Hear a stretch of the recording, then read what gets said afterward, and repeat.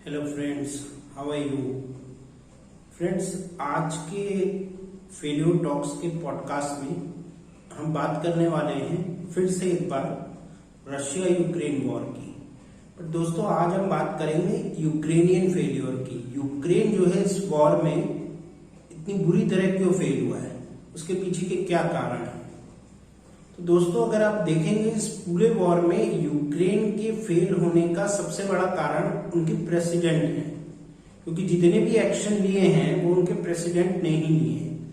तो मेन जो सबसे बड़ा कारण है वो उनके खुद के प्रेसिडेंट हैं, और उनके प्रेसिडेंट ने कुछ ऐसे गलत डिसीजन लिए हैं जिसकी वजह से आज यूक्रेन इस स्थिति में है। दोस्तों, पहली जो सबसे बड़ी फेल्योर है यूक्रेनियन प्रेसिडेंट की, वो ये है कि उन्होंने इस पूरे वॉर को डिपेंडेंट होकर लड़ा है। मतलब शुरुआत से लेके आज तक तकरीबन 3 महीने से ज्यादा का समय हो रहा है। शुरुआत से लेके अब तक वो पूरी तरीके से नेटो के ऊपर बेस्ड है। अब सबसे पहला रूल तो वॉर का ये है कि किसी भी वॉर को आप किसी दूसरे कंट्री के ऊपर बेस होके वो हमारी मदद करेगा, ये सोच के आप किसी वॉर को नहीं फाइट कर सकते हैं।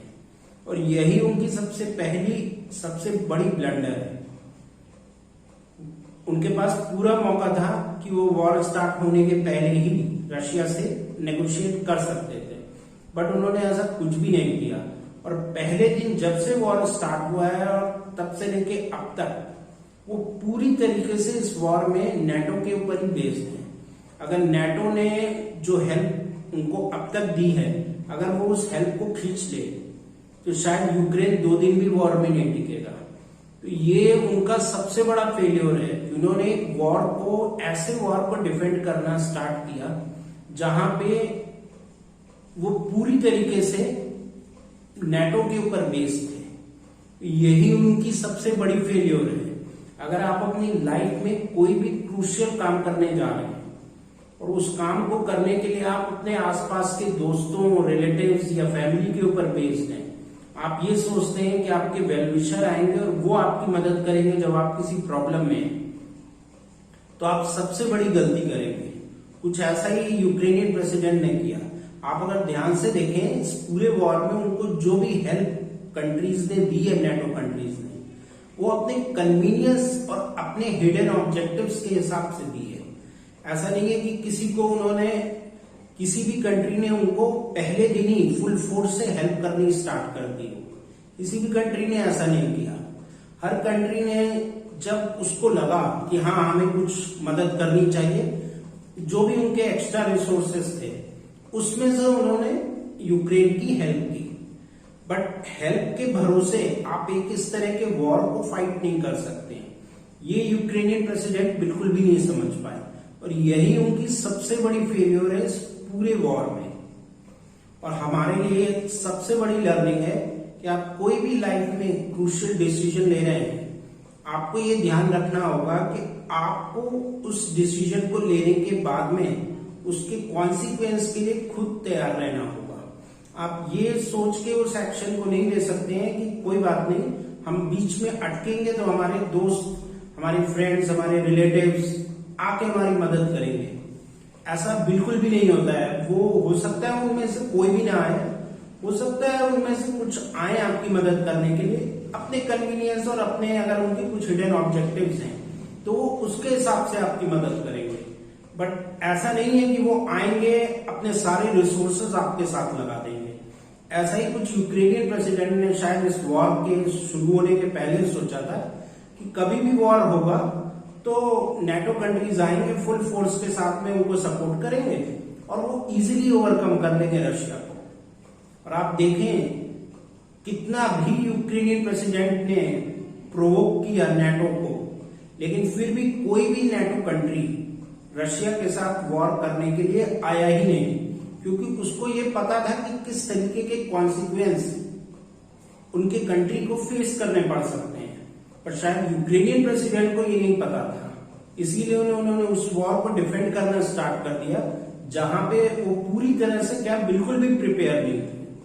तो ये उनकी सबसे बड़ी फेल्योर है, और हमारे लिए बहुत बड़ी लर्निंग है कि हमें ये बात हमेशा ध्यान रखनी चाहिए कि कोई भी एक्शन हम ले रहे हैं तो उसके लिए हमें फुल्ली प्रिपेयर रहना चाहिए।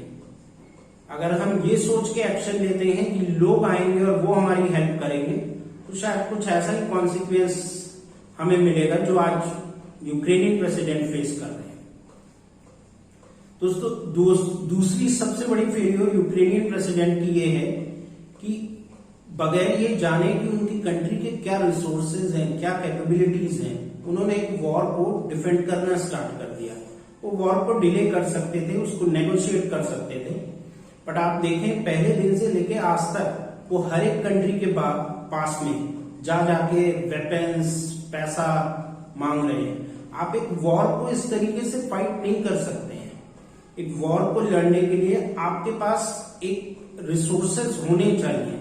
आप इस तरह से अगर वॉर को फाइट करना चाहते हैं कि हम बीच में किसी पॉइंट पे स्टक हो जाएंगे, तब हम जाएंगे और लोगों से हेल्प मांगना स्टार्ट करेंगे।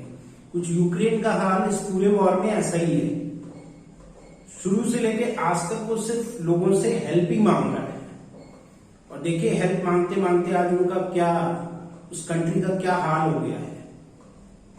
तो ये आपको हमेशा ध्यान रखना है कि कोई भी एक्शन आप ले रहे हैं, आपके पास में उस काम से रिलेटेड रिसोर्सेज, वो कैपेबिलिटीज होनी चाहिए।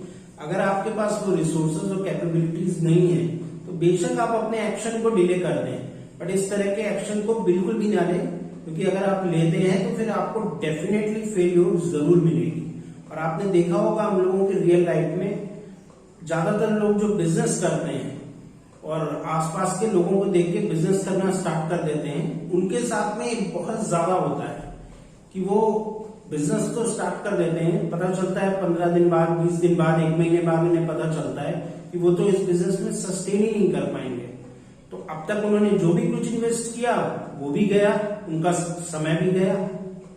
यही होता है कि जब आप किसी भी एक्शन को लेते हैं विदाउट प्रिपरेशन, विदाउट नोइंग कि उसके जो कॉन्सिक्वेंस आएंगे वो भी आपको फेस करने होंगे। तो ये दूसरी सबसे बड़ी लर्निंग है। दोस्तों तीसरी सबसे बड़ी लर्निंग इस वॉर में है वो ये है कि आप अगर ध्यान से देखें तो इस पूरे वॉर का जो भी कॉन्सिक्वेंस अब तक आया है उसके लिए सिर्फ और सिर्फ यूक्रेनियन प्रेसिडेंट जो है वही रिस्पॉन्सिबल है। और यही हमारे लिए सबसे बड़ी लर्निंग है कि आपको ये ध्यान रखना है कि अगर आप एज अ लीडर कोई एक्शन ले रहे हैं तो आपको उस एक्शन को बहुत ही ध्यान से, बहुत ही सूझबूझ के साथ लेना होगा। और स्पेशली अगर वो एक वॉर जैसा डिसीजन है तब तो आपको बहुत ध्यान रखना होगा। बट आप अगर ध्यान से देखें तो यूक्रेनियन प्रेसिडेंट ऐसा लगता है कि पूरी तरीके से कंफ्यूज्ड है इस पूरे वॉर में। एक टाइम पे तो उनका मोराल बहुत हाई रहेगा, एक टाइम वो एकदम से लो हो जाएंगे, एक टाइम पे वो नेगोशिएट करने के लिए तैयार हो जाएंगे, एक टाइम पे वो अचानक से बैक ऑफ कर जाएंगे। तो ऐसा लगता है कि वो पूरी तरीके से कंफ्यूज्ड है, उनको ये नहीं पता है कि उन्हें करना क्या है। ऐसा लग रहा है वो अपने मूड के हिसाब से एक वॉर को फाइट करने की कोशिश कर रहे हैं। और देखिए आज उनके गलत डिसीजंस की वजह से आज यूक्रेन कितना कुछ लूज कर चुका है। अगर आप इस वॉर में देखें तो रशिया ने भी अपने बहुत सारे वेपन्स, बहुत सारा पैसा रशिया का बर्बाद हो रहा है, साथ ही साथ उसके बहुत सारे सोल्जर्स भी इस वॉर में वो लूज कर रहा है। ये सब कुछ यूक्रेन भी लूज कर रहा है, बट जो रशिया लूज नहीं कर रहा है वो भी यूक्रेन इस वॉर में लूज कर रहा है। वो है सबसे बड़ी चीज उसका इंफ्रास्ट्रक्चर। उसका सारा इंफ्रास्ट्रक्चर जो बर्बाद हो रहा है उस इंफ्रास्ट्रक्चर को कौन रिबिल्ड करेगा। साथ ही साथ जितनी भी सिविलियन कैजुअलिटीज हो रही हैं वो भी रशिया में नहीं हो रही है। तो ये दो जो लॉसेज हो रहे हैं ये रशिया से भी ज्यादा हो रहे हैं यूक्रेन के। इन सारी बातों के बारे में यूक्रेनियन प्रेसिडेंट को इस वॉर के पहले सोचना चाहिए था, बिकॉज वो इस कंट्री को लीड कर रहे हैं। ऐसा लगता है उन्होंने बिल्कुल भी नहीं सोचा और उनको अब भी ये सोचना चाहिए, क्योंकि अगर आप ध्यान से देखें जितना इंफ्रास्ट्रक्चर लूज हो रहा है उसको कौन रिबिल्ड करेगा, उसकी कॉस्ट कौन रीपे करेगा। अब वो रीपे कर उस कॉस्ट को के लिए आप दोबारा लोगों के सामने जाके भीख नहीं मांग सकते हैं कि अब आप हमें पैसा दें, अब हम इसे दोबारा रिबिल्ड करेंगे। तो इस पूरे वॉर में यूक्रेनियन फेल्योर के लिए मैं सबसे ज्यादा जिसको जिम्मेवार मानूंगा वो है यूक्रेनियन प्रेसिडेंट। उनकी गलतियों की वजह से ही आज इस वॉर में यूक्रेन का ये हाल है। तो दोस्तों ये 3 सबसे बड़ी फेल्योर है यूक्रेन की इस पूरे वॉर में। और मैं इससे पहले कि इसको कंक्लूड करूं, मैं ये जरूर कहना चाहूंगा कि इस पॉडकास्ट के माध्यम से मैं बिल्कुल भी नहीं बताने की कोशिश कर रहा हूं कि जो रशिया ने इस वॉर में किया है वो सही है।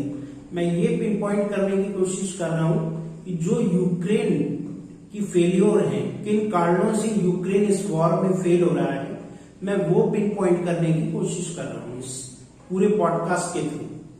तो आज के पॉडकास्ट में बस इतना ही। मैं आपसे मिलता हूं अगले पॉडकास्ट में। तब तक के लिए गुड बाय, थैंक यू।